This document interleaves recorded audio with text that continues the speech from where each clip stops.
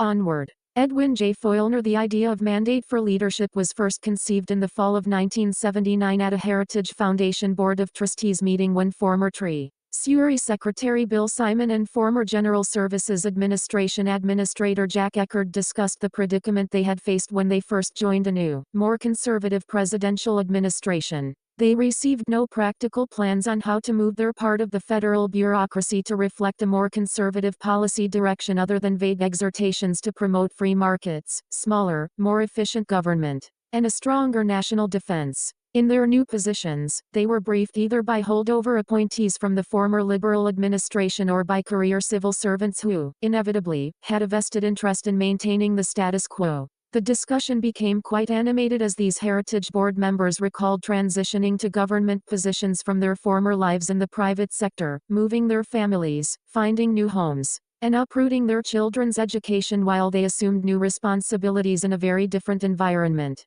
Frank Shakespeare, who had headed the United States Information Agency during the Cold War, noted that electoral politics is what gets a president and vice president elected and sent to Washington. But then policy politics is what they had to focus on to do the right thing once they got the big job. Former Navy Secretary and Ambassador Bill Middendorf added that there must be a better way to prepare for real change in a more conservative direction in the political environment in Washington. If a conservative candidate were to become 884, mandate for leadership, the conservative promised the president-elect in just 16 months, what could be done by an outside group to prepare for these new opportunities? The staff at Heritage took this idea on as a challenge, and it would become the defining policy decision in the early history of this upstart think tank. Task forces of knowledgeable volunteers were formed with specific expertise in the whole range of policy issues, from welfare reform to national defense reform. The vision for Mandate for Leadership was that it would serve as a guidebook of specific policy recommendations for reducing the size and scope of the federal government and for ensuring that it stayed within its constitutional bounds. Positive plans for freeing the private sector from overblown government interference and regulation could, we believed, result in an explosion of entrepreneurial activity that would reassert America's leading role in the world's economy. Thus, if conservatives finally gained control in Washington, they were prepared to answer the question, what is the conservative agenda, candidate, then president-elect? Then President Ronald Reagan's feisty new kid on the conservative bloc, the Heritage Foundation, had the answer, and it was Mandate for Leadership. First published in January 1981, the original mandate served as a conservative plan of action for the Reagan administration, providing much of the blueprint for the Reagan Revolution.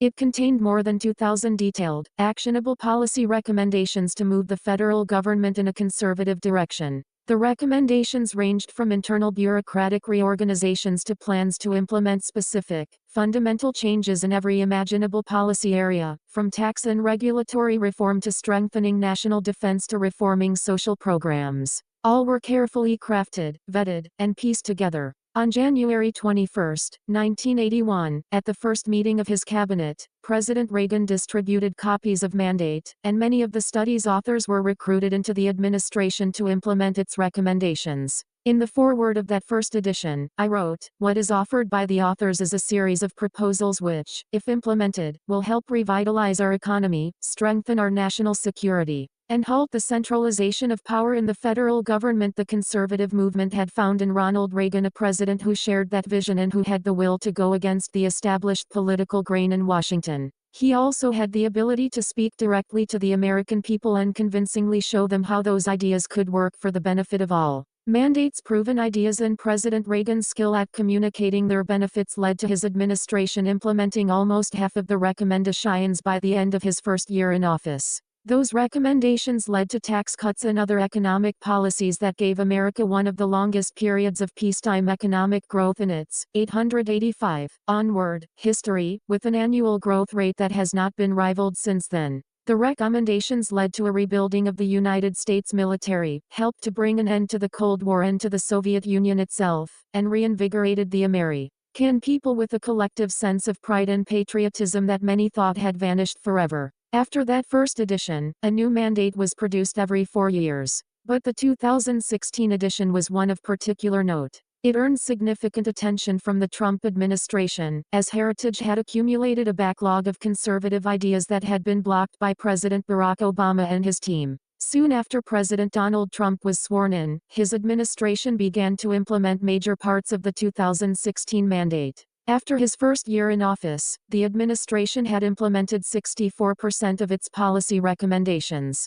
As a result of those recommendations, the Trump administration cut taxes and eliminated unnecessary regulations, creating a growing economy and the lowest unemployment rate in 5 decades, including among minorities and women. It made America a net energy exporter for the first time in half a century. It also prioritized veterans' care and rebuilt our national defenses. As I noted above, in his first year in office, President Reagan implemented nearly half of mandate's recommendations, an extraordinary featuring in 2018, in an interview on Fox News. I mentioned that President Trump had implemented more recommendations in his first year than Ronald Reagan did in his. Of course, at the time, Reagan did not have both a Republican House and Senate as Trump did. Nonetheless, President Trump liked being compared to a former president he deeply admired, and he touted the comparison frequently. This anecdote illustrates how mandate provides a yardstick for conservative presidents to measure their performance relative to one another. And, very importantly, it allows the American people to see concrete evidence of the progress an administration is making toward reversing the growth of government and implementing conservative solutions in its stead.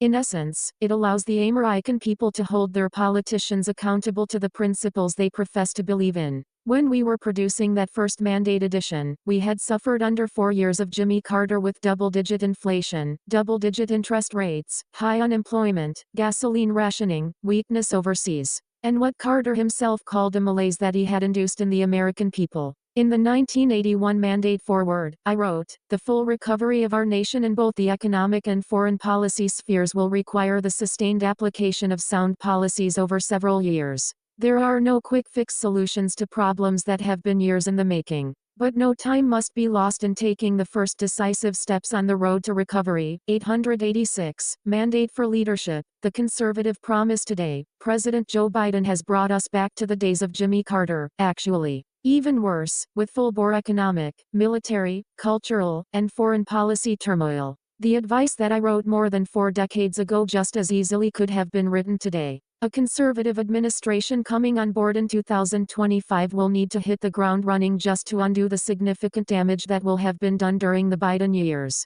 Something that is essential to ensuring that a new president in 2025 can successfully implement a conservative agenda is having the right personnel to run the executive branch departments and their agencies. This is why it is so often said that people are policy: the cabinet secretaries, deputy secretaries, undersecretaries, assistant secretaries, deputy assistant secretaries, administrators, agency heads, and on that a new president chooses to place throughout the executive branch must be principled individuals already aligned with the president's conservative vision, and they must be willing to execute it on the president's behalf. These personnel choices will ultimately determine the success or failure of the policy agenda and, hence, of the whole administration. Presidential appointees not only are critical to implementing the policy agenda, but also must serve to watch the watchers in the departments and agencies they oversee. They must ensure accountability as well as provide a check on the inherent nature of the administrative state to overreach its authority. For example, they must rein in the Environmental Protection Agency, which declared backyard streams navigable waterways that then fall under its authority. They must rein in the Internal Revenue Service, including its 87,000 new employees hired to pick through every detail of what Americans make and how they spend their money. They must rein in agencies such as the Occupational Safety and Health Administration, which the Biden administration weaponized to attempt to force COVID-19 vaccine mandates on 84 million Americans through their workplaces. When these new presidential appointees come into office, it is often the career bureaucrats who end up orienting them to their new positions.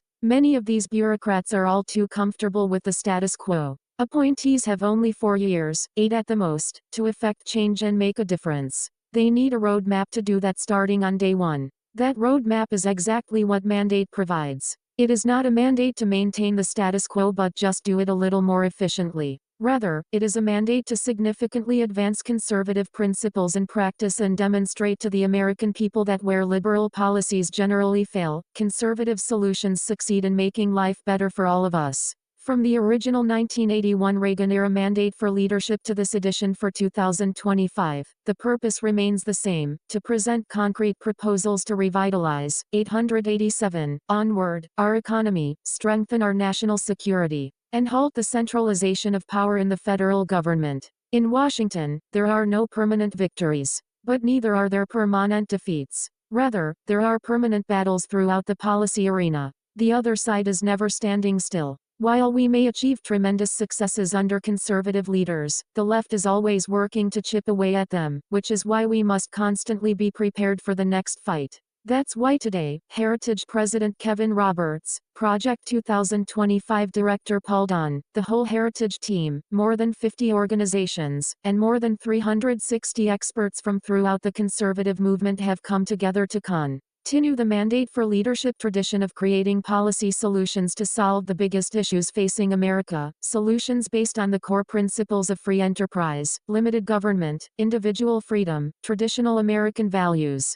and a strong national defense. We do this not to expand government, grow its largesse for some special interest, or centralize more control in Washington. Instead, we do this to build an America where freedom, opportunity, prosperity, and civil society flourish for all. One final note: as most readers know, this section of a book is usually called the afterword. But we have decided to title it Onward. In all the decades that I served as the Heritage Foundation's founder and president, and to this day as a member of its board of trustees, I have ended my communications with the exhortation Onward. This has been my charge to encourage friends, colleagues, and allies that we must always be advancing. There are always new battles and new opportunities ahead to challenge us to do even more, and we must be ready for them, willing to engage, and use them to work for the betterment of this nation and her people. An afterword connotes finality, but onward signals that our next mission is just beginning. That is the message I leave you with today. Onward. Back cover: the comprehensive policy guide for a new conservative president, offering specific reforms and proposals for cabinet departments and federal agencies, pulled from the expertise of the entire conservative movement.